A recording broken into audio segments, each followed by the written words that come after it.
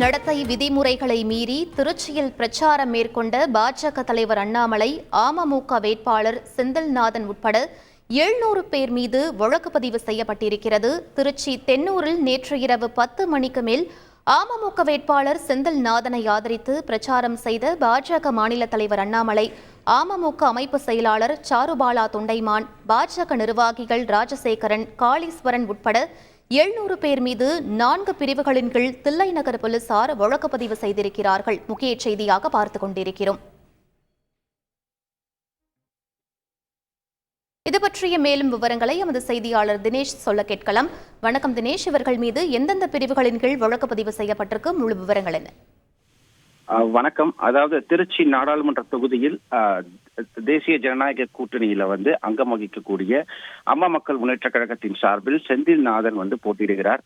அவருக்கு ஆதரவு தெரிவிப்பதற்காகவும் அவருக்கு வாக்கு சேகரிப்பில் ஈடுபடுவதற்காகவும் பாஜகவினுடைய மாநில தலைவர் அண்ணாமலை நேற்று மாலை 6 மணிக்கு தென்னூர் அரசமரத பேருந்து நிலையத்தில் அருகே வாக்கு சேகரிப்பில் ஈடுபடுவார் என தெரிவிக்கப்பட்ட நிலையில் 6 மணி முதலே சுமார் கூட்டணி கட்சிகள் மற்றும் பாஜகவை சேர்ந்த தொண்டர்கள் அனைவருமே சுமார் 500க்கும் மேற்பட்டோர் அப்பகுதியில் திரண்டு மேலதாளங்கள் முழங்க முழுவதுமாக அவருக்கு உற்சாக வரவேற்பு அளிப்பதாக தொடர்ந்து காத்துக் கொண்டே இருந்தனர்.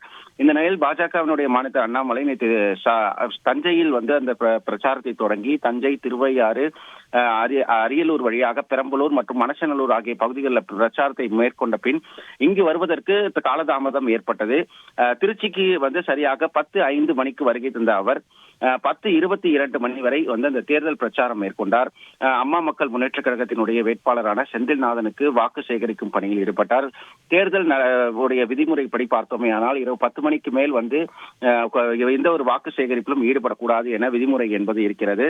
அதே போன்று அதிக அளவு கூட்டம் திரளக்கூடாது, அனுமதி பெற்று பிளெக்ஸ் பேனர்கள் வைக்க வேண்டும், வான வேடிக்கைகள் செய்யக்கூடாது என்ற விதிமுறைகள் இருக்கின்றது. ஆனால் இது அனைத்தையும் மீறி அப்பகுதியில் அதிக அளவு கூட்டங்கள் கூடியது, பிளெக்ஸ் பேனர் வைத்தது, வெடி வெடித்தது போன்ற உள்ளிட்டவைகள் தேர்தல் நடத்தை விதிமுறைகள் ஈடுபட்டது. மேலும் 10 மணிக்கு மேல் பிரச்சாரம் மேற்கொள்ளப்பட்டது என்பது தேர்தல் மீறியப்பட்டதால் இந்திய தண்டனை சட்டம் 143, 280, 285 உட்பட பிரிவுகளில் 4 பிரிவுகளின் கீழ் தில்லைநகர் போலீசார் வழக்கு பதிவு செய்துள்ளனர். கிட்டத்தட்ட 700க்கும் மேற்பட்டோர், அது குறிப்பாக பாஜக மாநில தலைவர் அண்ணாமலை, அம்மா மக்கள் முன்னேற்ற கழகத்தினுடைய வேட்பாளர் செந்தில்நாதன், மேலும் சாருபாலா தொண்டைமான் உட்பட 700 பேர் மீது தில்லைநகர் போலீசார் வழக்கு பதிவு செய்துள்ளனர்.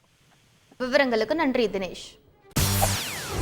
செய்திகளை உடனுக்குடன் தெரிந்து கொள்ள உடனே சப்ஸ்கிரைப் பண்ணுங்க.